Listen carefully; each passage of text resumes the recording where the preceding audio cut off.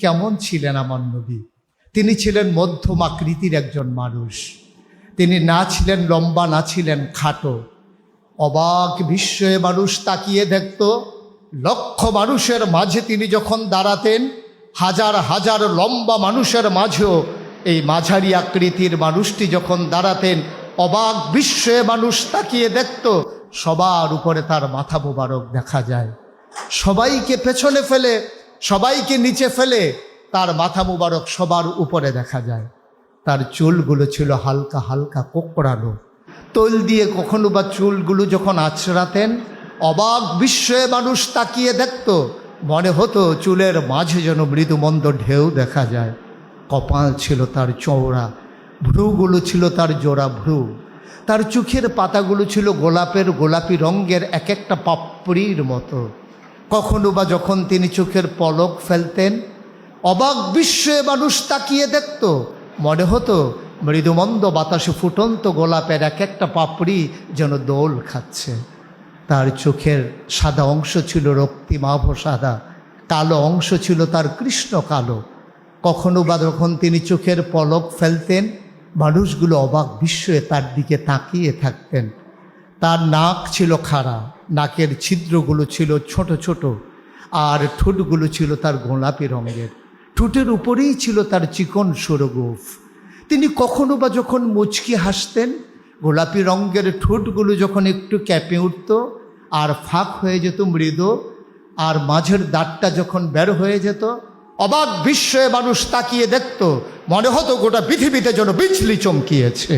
এ ছিল তার সৌন্দর্যের আধার।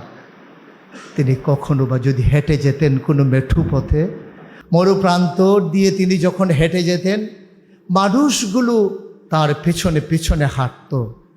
1 মাস পরে কোনো এক সাহাবা যখন ওই পথে আবার আসতেন, ওই পথের ওই জনপদের মানুষগুলোর কাছে জানতে চাইতেন, এ পথ কি মারিয়েছেন আমার নবী? কখনো কি এ পথে হেঁটে গেছেন আমার নবীজি? অবাক বিশ্বে ওরা জানতে চাইতো, তুমি কেমন করে বুঝলে?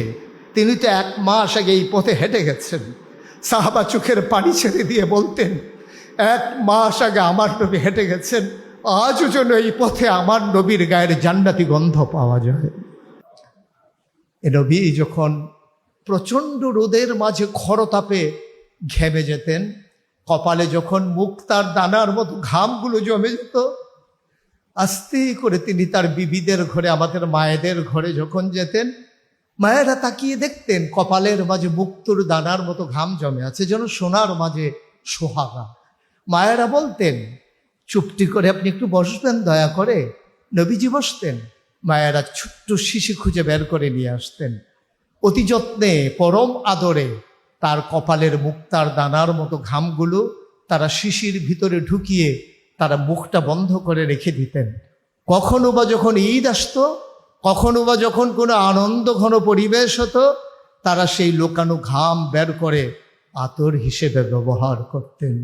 মানুষ চমকে উঠতেন, এত দামি পারফিউম পেলে কোথায়? মায়েরা বলতেন, আমার প্রাণের স্বামীর জমানো ঘাম।